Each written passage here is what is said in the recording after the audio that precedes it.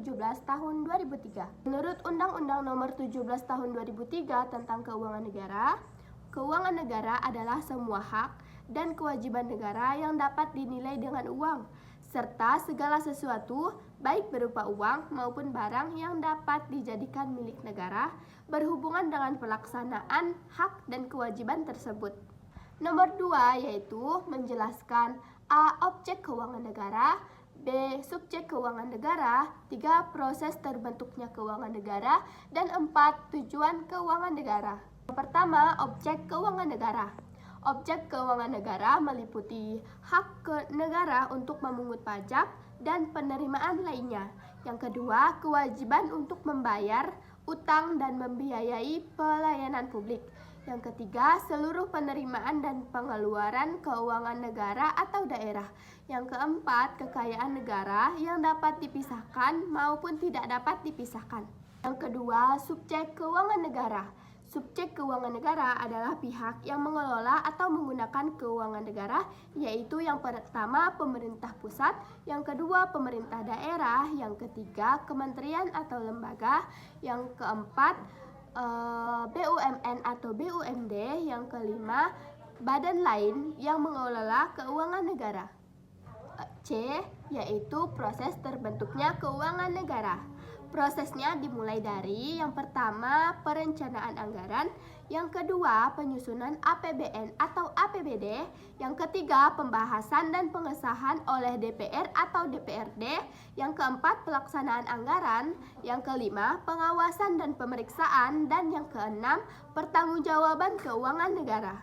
Yang D atau yang terakhir, tujuan keuangan negara. Tujuan keuangan negara yaitu yang pertama meningkatkan kesejahteraan masyarakat, membiayai penyelenggaraan pemerintah, mendukung pembangunan nasional, menjaga stabilitas ekonomi negara, dan mewujudkan keadilan sosial. Nomor 3, jelaskan ruang lingkup keuangan negara menurut Undang-Undang Nomor 17 Tahun 2003.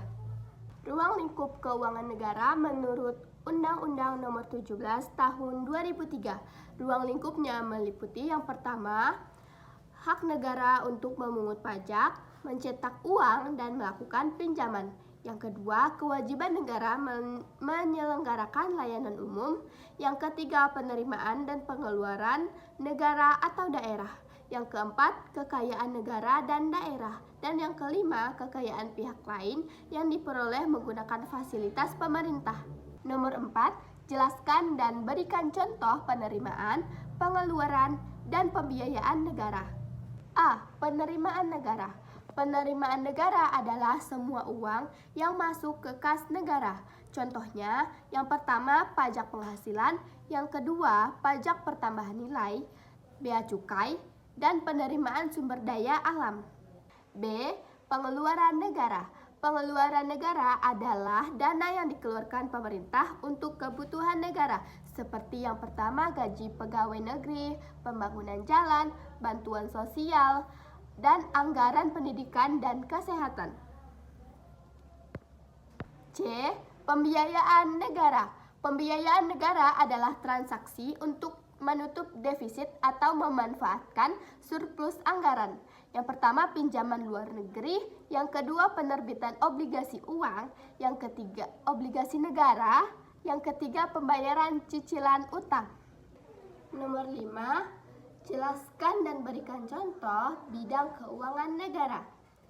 Bidang keuangan negara meliputi yang pertama perpajakan, yang kedua penganggaran, yang ketiga perbendaharaan negara, yang keempat pengelolaan aset negara, yang kelima pemeriksaan dan pengawasan keuangan, dan yang keenam hubungan keuangan pusat dan daerah.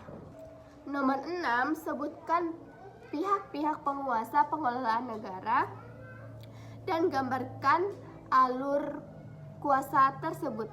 Yang pertama, Presiden sebagai pemegang kekuasaan pengelolaan keuangan negara. Yang kedua, Menteri Keuangan sebagai pengelola fiskal negara. Yang ketiga, Menteri atau pimpinan lembaga sebagai penggunaan anggaran. Yang keempat, Gubernur atau Bupati atau Wali Kota sebagai pengelolaan keuangan negara. dan alur pembagian kuasanya. Presiden, Menteri Keuangan, Menteri atau pimpinan lembaga, pengguna anggaran, penguasa anggaran, dan bendahara. Sebutkan dan jelaskan undang-undang yang mengatur tentang kebijakan moneter. Kebijakan moneter diatur dalam Undang-Undang Nomor 23 Tahun 1999 tentang Bank Indonesia. Perubahan melalui Undang-Undang Nomor 3 Tahun 2004. Undang-undang tersebut menjelaskan tugas Bank Indonesia dalam menjaga kestabilan nilai rupiah melalui kebijakan moneter. Buat badan, hubungan subjek pengelolaan keuangan negara. Hubungan antar subjek pengelolaan negara bersifat koordinatif dan hierarkis.